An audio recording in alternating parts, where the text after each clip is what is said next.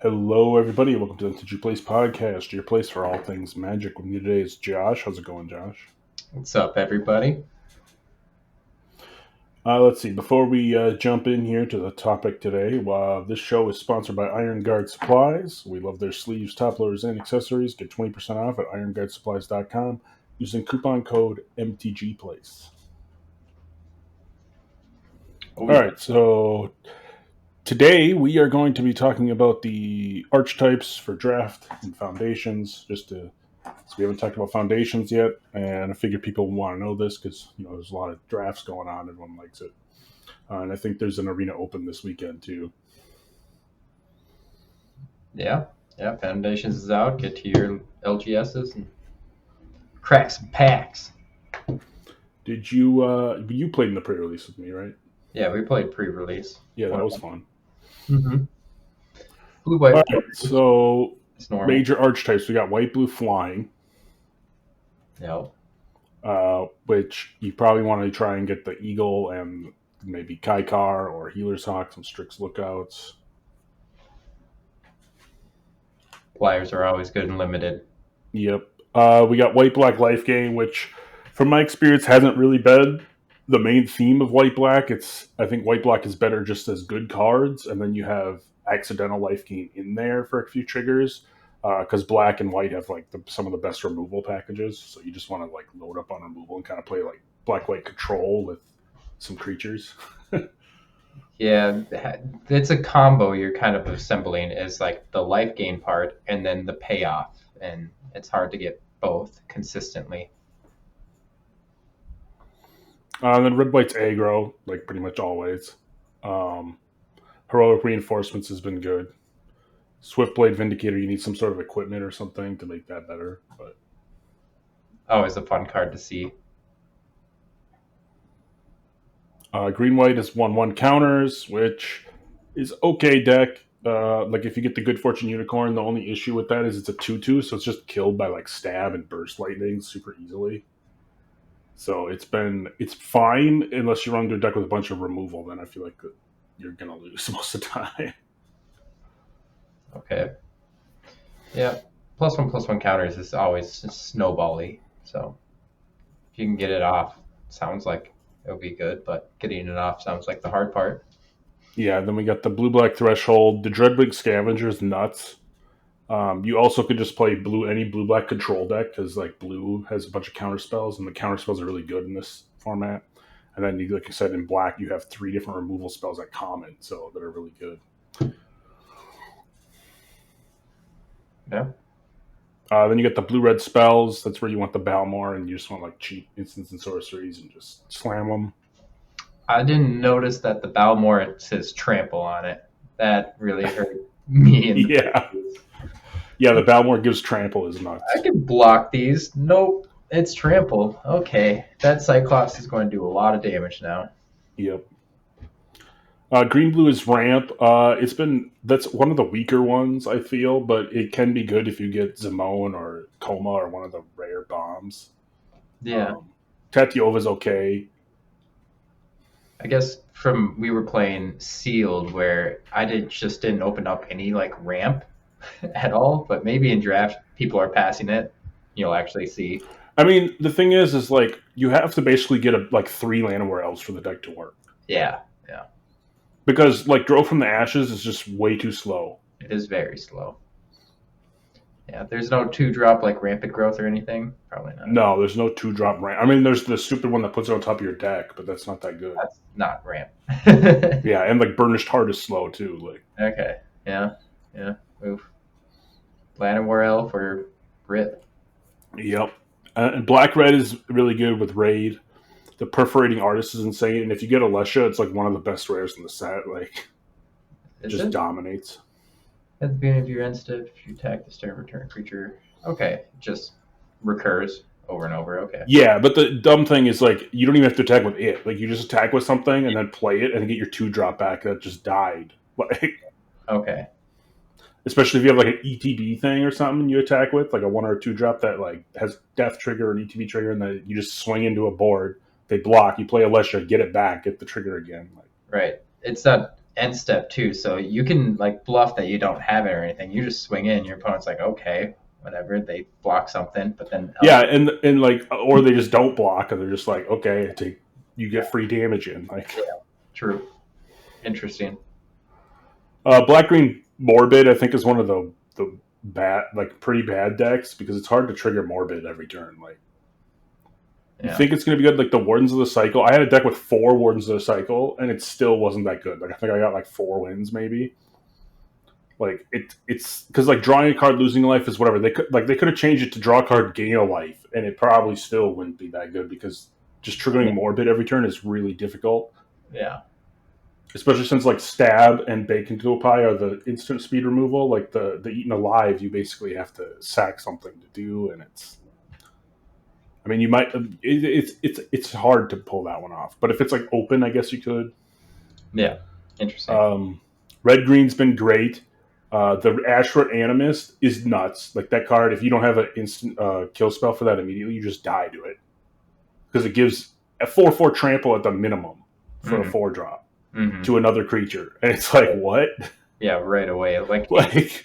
And then, like, there's giant growth in the set and shit, too. So it's like, oh, I have a 7/7 trampler coming at you, and now I giant growth it. There's a 10/10. That's like half your health right there in one shot. Like, yeah, that's insane.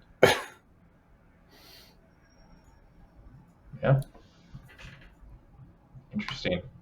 And then, so 17 Lands, if people don't know, is a useful tool you can download for when you're playing Arena on your computer. And it tracks stats. So basically, most people that use it are people that want to improve their game a lot. So it's usually they say the average win rate on 17 lands for users is like 53%, so a little bit better than average, than like 50-50. And so then you get stats on there. And so we have some Foundation Premier Draft stats. So like if you're playing 2-color decks is the most common. But so like blue-white is at 57% win rate. So that means that's pretty good. That's like the top one. And then blue-black's like 56, Rakdos is 56, Gruul's 56, Selesny's 54, Orzhov's 56, Boros is 56 about, and then the 3 worst decks are black-green. Yeah, they really drop off then. Blue-green and blue-red. They're on like 52%. But it's still like, even between the top and the bottom deck, it's like 3% only, so like... Yeah, that does seem balanced. So it is kind of balanced. Like, so if it's open, like it's not so bad that like you can't draft a certain archetype. But like, you don't really want to start in green unless you end up going like green-red. Because I feel like green without Landware Elves is just not that good. Yeah. Especially with like all the removals like Bite Down and all that kind of stuff. And it's like you need creatures on the board. And so if they just go like you play your 2-drop, they stab it. You play your other 2-drop, they they kill it again. And then you play like something big, and they're like bake into a pie. Yeah, fight spells don't really work if you don't have creatures. And this set is really big too, so like bigger than most. Where trying to pull multiple Landware Elves just doesn't seem feasible. Yeah, I mean I've seen it done before. I think I had a deck with like 2 occasionally, but 2's kind of normal, but I've seen like normal sets where you can get like 3 copies of something, maybe even 4. Yeah. So this is probably you're not going to. Yeah, there's less uncommon spots. The uncommons are harder to get. The commons are a little bit easier. I think Landware Elves like commons is a little bit easier, but like the what is it, the Mystic? That's like whenever you draw another card, you get to make a 1/1 flyer. Yes. When you draw 2 cards. And that card is like insanely good, but like it's like the mythic uncommon because like it barely ever shows up. Because there's so many uncommons in the set. Yeah, the list is so big. Pulling what? You get 3 uncommons in a pack? 3 or 4, something like that. Something like that. So yeah, the odds are fair. I think you have a chance for one of the uncommons to be a rare, so. Yeah. Because like I've opened packs with 3 rares in it on Arena, and I'm like, what? Should we talk about the top commons and uncommons from the top of the list here? Yeah, we could do that.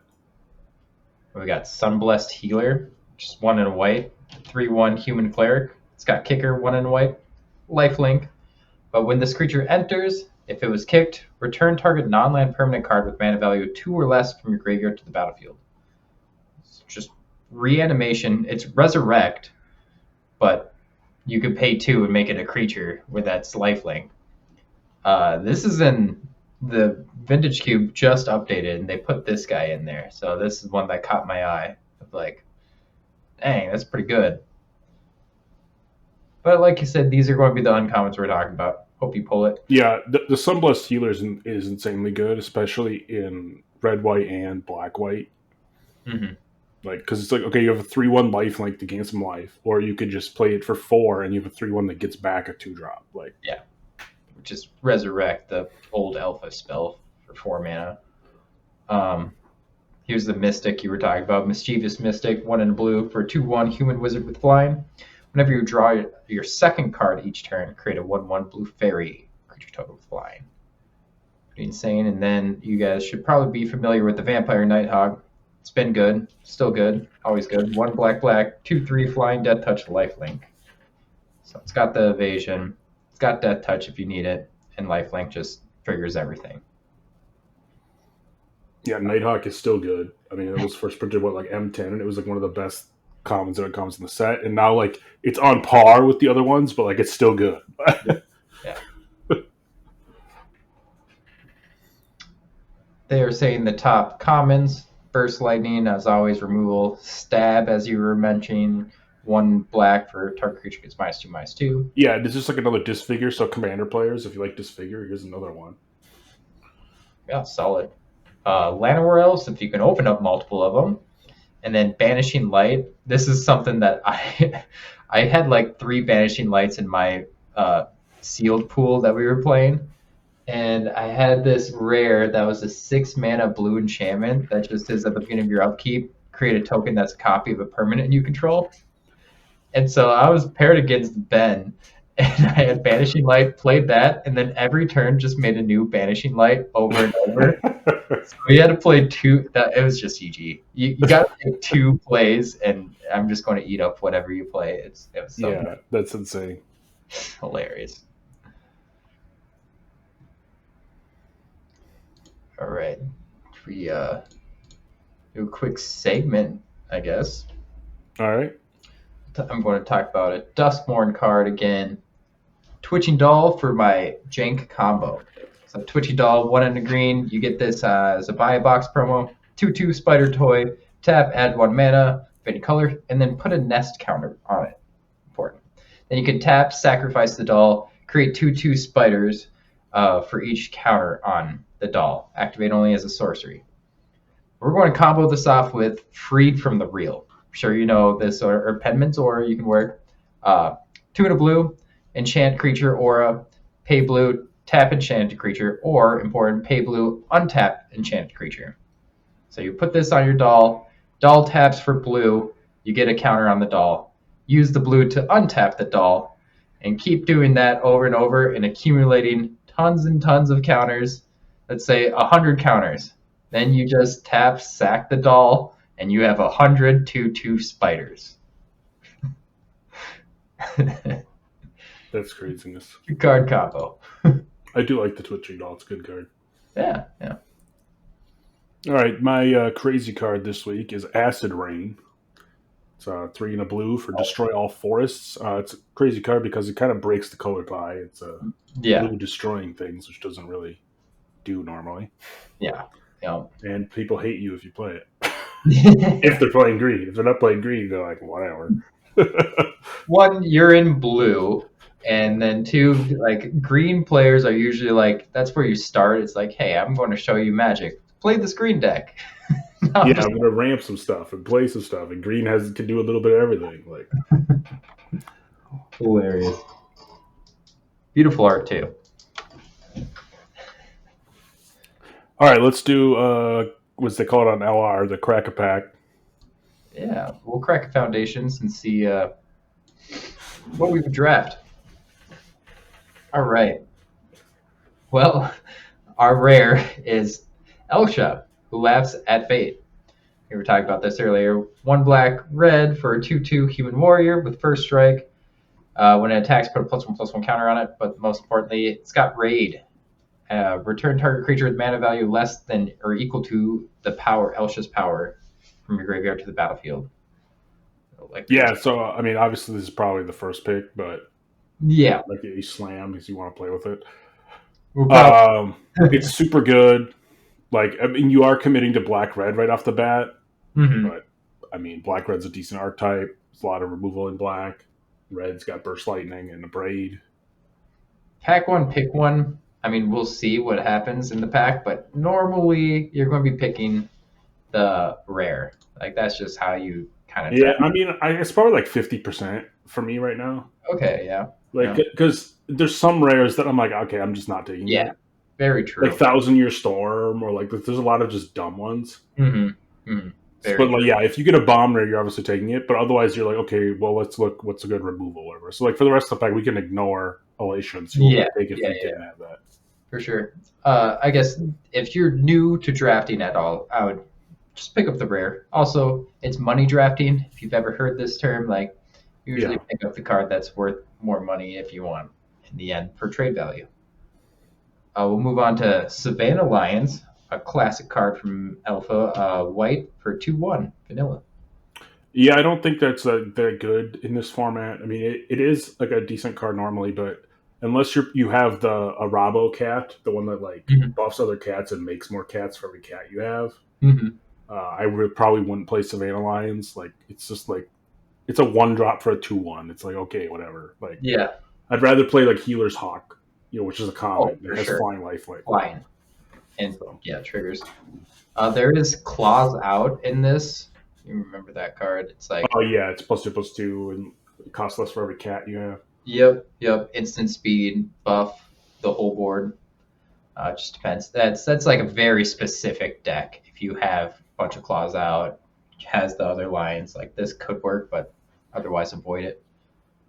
The Elvish Regrower, 2 green for 4/3 Elf Druid. When this creature enters, return target permanent card from your graveyard to your hand. I mean, other than the Llanowar Elf, this is probably the next best green card. Okay. It's super good because you get something back. It's kind of like a Gravedigger, but you can get lands and stuff. Yeah. Interesting. There isn't any like fetch lands, no evolving wilds or anything. Yeah, Evolving Wilds is in the set. It is? Okay. Yeah, All right. And that there's makes also quite a few like just like random mill cards. yeah. So like you could like get a land that way, Okay. Solid. or Solid. like Surveil too. There's a couple Surveil cards. Yeah. But I Fourth mean, either way, like it's good because like they kill your thing, you just get it back in your hand, play it again. So 4/3 body, I guess in Foundations draft, I'm going to say is pretty good. The 3 toughness, normally I point out Lightning Bolt, but there is no Lightning Bolt. It's Burst Lightning and it's Stab, which are both 2 toughness.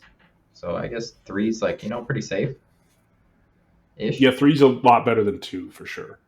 Yeah. Like because they have to have Eaten Alive or like a braid basically. Mm-hmm.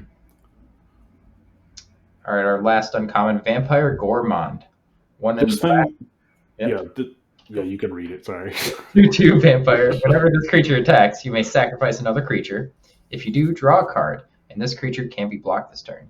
This First, card is like overperformed what I thought it would. I think it's super good. Because there's like reassembling skeleton. There's what's the other one? The like one that dies into a 1/1 flyer. There's like the rat where it comes in, you make them discard a card. Like just a lot of sacrifice fodder in the set. mm-hmm. And so like just having the Gourmand be able to draw you a card and then be unblockable on top of that. So you just like swing for 2, draw a card. Like that's pretty good. Yeah. And then you can just bring back your reassembling skeleton, or you don't care if you got rid of the rat or the thing that made you a token. So Yeah, it already 2 for 1. yeah, That's what you're really looking out for here is 2 for 1ing whenever you can. It's a sack outlet. Like Morbid is that the theme of one of the archetypes. yeah, that's green black. I think red black it likes this a lot too, and same with blue black. Mm-hmm. I mean, if you are playing green black, this will probably be a good card for it too. Mm-hmm. All right, on to commons. The Big Fin Bouncer. 3 in blue for a 3/2 Shark Pirate. When it enters, return target creature opponent controls to its owner's hand. Yeah, it costs 1 more mana, but it has 3 power instead of 2, so it's a big mana war. And surprisingly good in this set. There's a lot of Yeah, tokens to bounce around. There's a lot of like tempo plays. Like if they play like their Sheevan Dragon or something, you just right, bounce it, and then you're like, all right, well now you have to spend your whole next turn casting it again. right. I had one of the angels I was playing, just I think it was Sarah Angel probably, and against in my sealed pool, some guy just played like two of them, so I had like 2 turns off of just trying to get my Sarah Angel on. Yeah, like the bouncer has been a lot better than you would think it would be. Hmm. And then bake into a pie, uh, Yeah, black removal spell, destroy target creature, get a food. this is probably the best removal card in the set. Yeah, This it and Hero's Downfall. yeah it But Hero's just Downfall is an uncommon. This is the best common removal. everything. That's the big thing. Just it's you're going to get rid of the creature. Then we got Bushwhack for green. Choose one, search your library for a basic land, put it in your hand, or a target creature you control fights target creature you don't control. Yeah, I think I usually play if I'm playing green. I usually have like one or two bushwhacks. Yeah. They're kind of easy to pick up. They're like mediocre cards. They're like it's like a C. Like you'll play it because you can use it. It's because it's flexible, where you can use it for the mana or the fighting. But it's not like something you want to first pick. I definitely like. I think there's value on putting at least one, maybe two, if you had that into your deck. Like just being able to have a fight spell or your basic land. Like the modals is just so good. I know LSV had this in his one iteration for Vintage Cube. Like if you're up in Vintage Cube like that, you're pretty good. Like it's just nice to have. We got Sure Strike, 1 in a red for an instant. Target creature gets +3/+0 and gains first strike until end of turn. It's very good in the green red deck and the red white deck Yeah. because they have a lot of like you're playing a lot of like 4/2s and stuff with higher power than toughness, and you want that first strike to win the combat and not lose your creature. Hmm. Yeah. Yeah, three's pretty big. I guess the only thing I'm worried about is the 2 mana, but I'm sure it's fine. Yeah, it's fine. Squad Rallier, 3 and a white for a 3/4 human scout. You can pay 2 and a white, activate ability, search or look at the top 4 cards of your library. You may reveal a creature card with power 2 or less from among them and put it into your hand. The rest on the bottom of your library. That isn't sorcery speed, so you could do that at instant speed, which is Yeah, I found this to be great. Is that one of the towards the top end cards, the late game cards for your black white decks, mm-hmm. because you play a lot of like 1 and 2 drops that have a lot of good ETBs and just like value creatures, and then this can find them all for you. You probably don't want it in red white because it's a little slow, like it's a 4 drop, and you just want to be like aggro as heck in that. Yeah. But it is good in black white. It's actually like among like top players. I think it has like a 60% win rate if you play it in 1 or 2 copies in black white. Card draw is great. I don't know what I pointed out for the instant speed. Maybe in blue white, like I don't know, holding up some sort of instant, and if you don't want to use that instant, you can find like a fairy or something. Yeah, I mean you could like hold up your counter spell. Was it like the cancel with to refute? I think. Mm-hmm. And that like if they don't play anything, you just I'm gonna get a creature. Yeah. Seems very solid.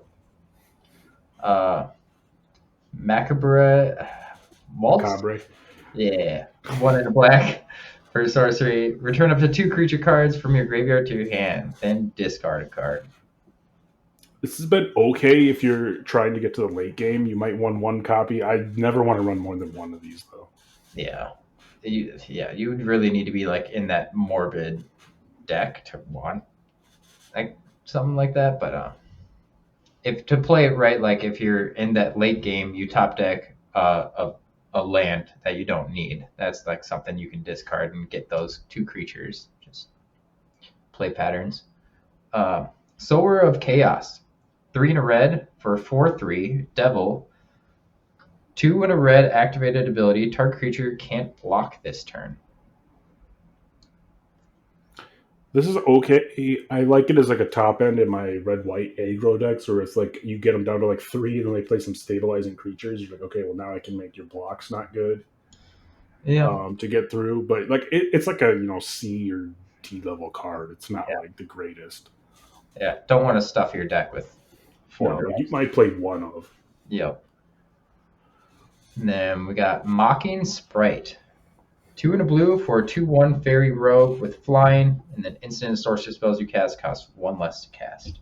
So this wasn't that good in WoW when this was a thing, and I don't think it's that good here either. Like even in like the blue red deck or the Flyers deck, it's like there's so many cards for that mana cost that are just better.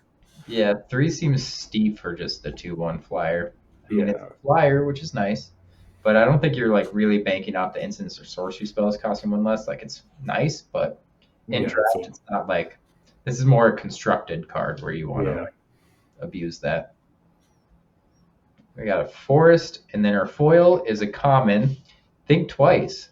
1 and a blue for an instant. Draw a card. It's got flashback for 2 and a blue. This is I've liked Think Twice. I'm probably playing it in every blue deck. I try and play at least one copy because like yeah, this format's like it's slower than most, so it's not like I mean it's still ending by like turn 9, but which is like most sets, but like I mean, it's slow enough that like you could probably on turn 2 or turn 3 just play a Think Twice as long as you have a stable board or a couple blockers. So it's nice, especially if you're like flooding out. You can just play it and then you can flash it back into the one. It also combos really well with that Mystic, the draw 2 Mystic. Mhm. Or there's another one too. There's like a flyer. It's like whenever you draw a card, it gets a 1/1 counter, and there's another guy that's like whenever you cast a spell on an opponent's turn, you get a thing. Like so, there's just so many things that like this works with that I think it's good enough to just always play it in blue. Yeah, just being a spell to activate for those prowess decks, for those instant or sorceries being cast. The Izzet deck really likes Think Twice. I can see jamming 3 of them in like an Izzet deck, just trigger your Cyclops and stuff. Okay, you've drafted more than me, so what would I pick? I honestly, the safe pick would be Bacon to a Pie, but I might pick up the Think Twice if the Elsha wasn't in this pack, right? Yeah, if the Elsha wasn't in the pack, it's my pick's probably Bake It to a Pie number 1, Mm-hmm. and Yeah, then either Gourmand or Bouncer.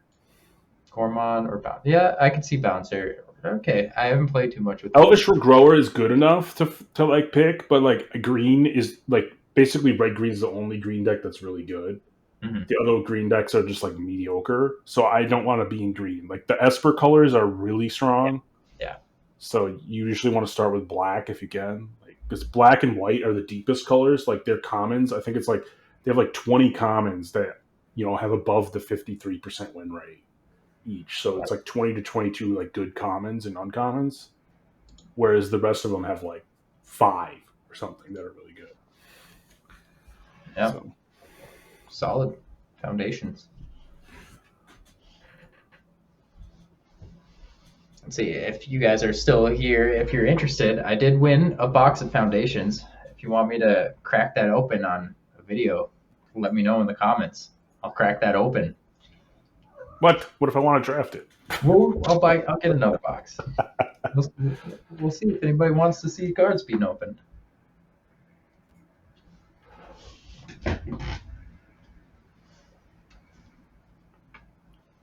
Well, is that it for our show today? No, I got a couple other things here. Let me Oh, just. yeah. So at 17 lands, there's also they'll show you win rates of cards. Yeah. Of individual cards. So right now, the best game in hand win rate is kind of like basically if you draw the card and then you most likely play it, right? The highest win percentage card right now is the Dreadwing Scavenger, that blue black guy we were talking about. Yeah.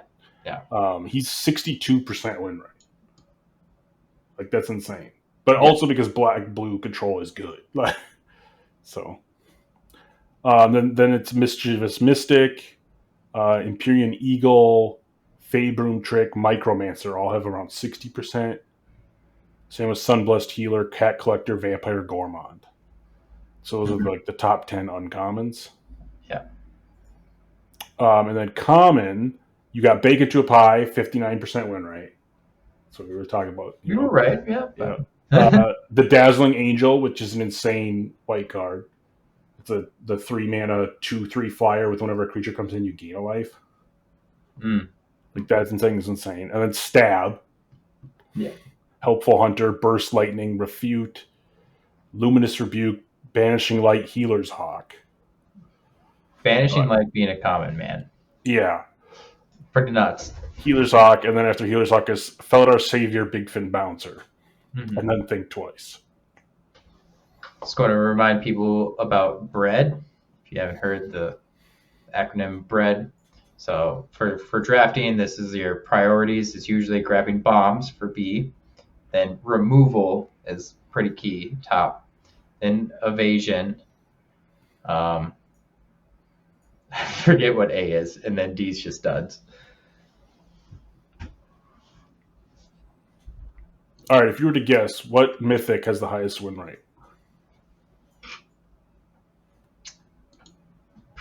I don't know. What would it be? Liliana Dreadhorde General. Yeah, that Thing's thing's insane. killer. That thing's killer. Just being able to just wipe your opponent's board and then also have a value is, and it makes creatures too. Like it does it all. Yeah, then it's Embercleave, Zamon, Bloodthirsty Conqueror, Chandra, Vivian Reed, Sire of Seven Deaths. That card, I've lost to that so many times. Embercleave? Are we talking about? No, the Sire of Seven Deaths. Yeah. Like, just the fact it has 7 keywords for 7 mana. Yeah. Like, yeah. And then rares, you got that Celestial Armor. That's insane because it gives Hexproof Indestructible plus 2/+0 flying as an equipment with flash. Like, things not, and it costs 3. Like, so good. And then that Spinner of Souls, that green rare that replaces every creature that dies with another one, basically. And then Alesha, Skooz, Alendra. Leyline Axe has been insane. Yeah. Yeah. That's how Ben pulled that. It's a cool card, too. I think. Just to boot. But yeah, I don't know. I've been liking the set. It's kind of like a core set feel. But basically, as long as you have a good curve and some removal, I feel like it's pretty easy to win, I think. Mm-hmm. What do we feel about this being standard legal for over 5 years? That's a little bit weird, but I mean, whatever. I mean, I'm not like, okay, you should always be able to play Burst Lightning and Red Deck Wins or some sort of thing like that. So, yeah. Have you played Hearthstone back in the day? The classic set is what this is really reminding me of. Yeah, where it's just like legal for like ever. Yeah. Seems all right. I do like how this is a jumping in point for lots of people. You should, and it seems like a great set to play with. Financially, right now, I don't know, but in the long term, I mean, people are still going to want these cards. I mean, the starter set kit comes with a lot of good cards. Mm-hmm. Yeah, like they're really good. So, aggro is the A in bread. So bomb, removal, evasion, aggro, and duds. So if you could just kill them before they can do anything, you know, it's pretty good.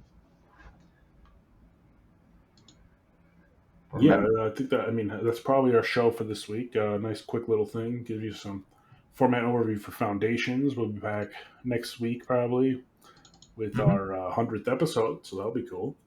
Oh yeah, we'll be doing something special. And happy holidays to everyone. Peace. Oh, don't forget to hit like and subscribe.